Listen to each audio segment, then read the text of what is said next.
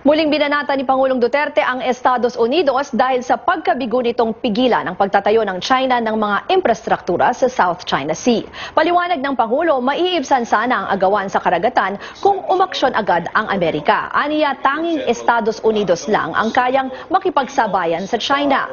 Sinabi rin ni Pangulong Duterte, hindi niya papayagang makipaggera sa China dahil aniya, bayahan tulad na rin ang aksyong ito na masaker ng mga sundalong Pilipino.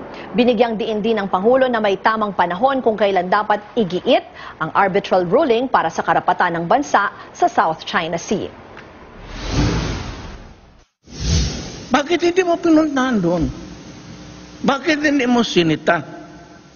Bakit hindi ka nagpadala ng 5 aircraft carrier at kinasahan mo? And you had to wait for the problem to ripen into international issue involving this time so many countries. Vietnam, lahat na. Sinabi rin ni Pangulong Duterte, bukas siya sa posibilidad ng isang joint mineral exploration sa South China Sea.